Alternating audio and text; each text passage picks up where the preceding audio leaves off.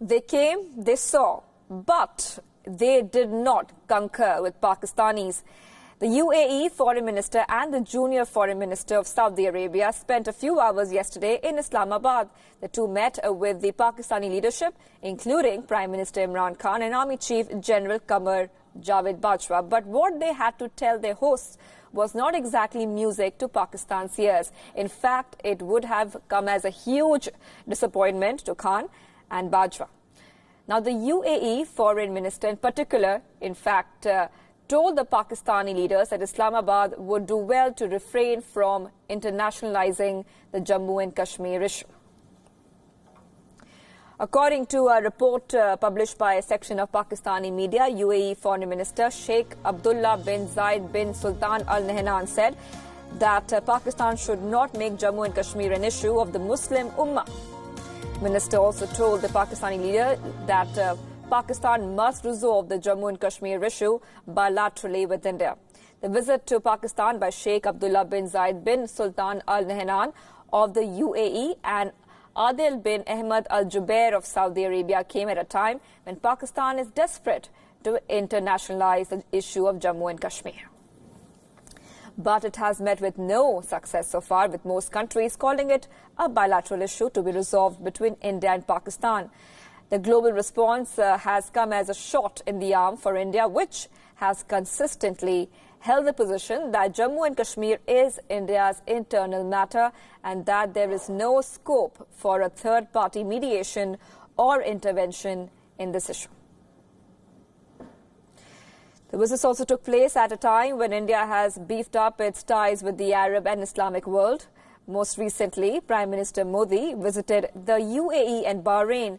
Modi was honoured with the Order of the Zayed, the UAE's highest civilian award. There was a political row in Pakistan with the head of its upper chamber of legislature calling off his visit to the UAE when Modi was conferred with this award. Modi was also conferred the King Hamad Order of the Renaissance by Bahraini King Salman Al Khalifa in recognition of New Delhi's strong friendship with the Gulf nation and his efforts to strengthen bilateral ties.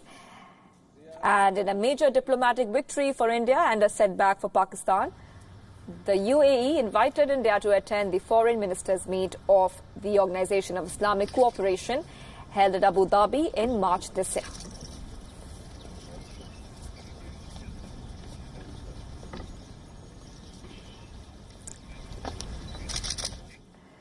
So the warming of ties between India and the Arab world has unsettled Pakistan, which counts Saudi Arabia and some other Gulf kingdoms as its benefactors.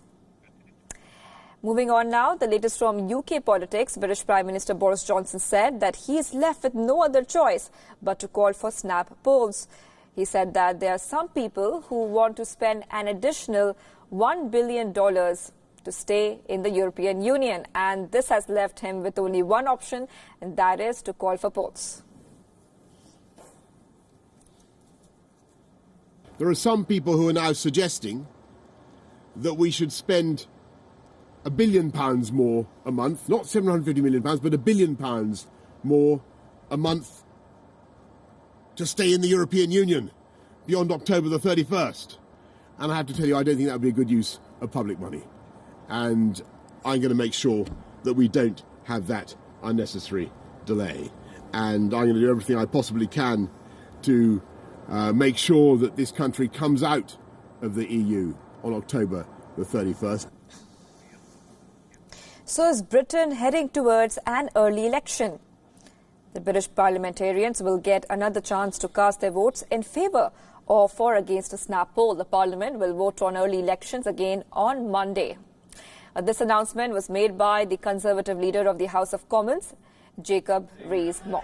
To the Shadow Leader and to the Honourable Gentleman. Followed by a motion relating to an early parliamentary general election.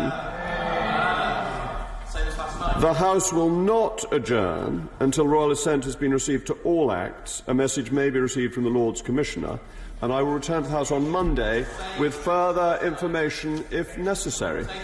This comes after the House rejected Johnson's plan for a snap election on Wednesday. Prime Minister Johnson wants snap polls to be held on the 15th of October.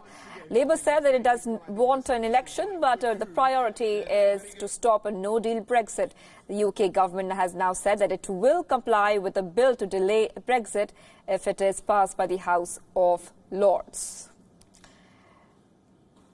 Now, Michael Gove said that PM Johnson is seeking a renewed deal with the European Union. He said that the government is not trying to push for a no-deal Brexit. Here's what happened in the Parliament. So can you just confirm that, assuming the Lords passes the bill, that the government will comply with it? A simple yes or no will do fine. Yes. Remember, the bill proposing Brexit delay was passed by the House of Commons on Wednesday.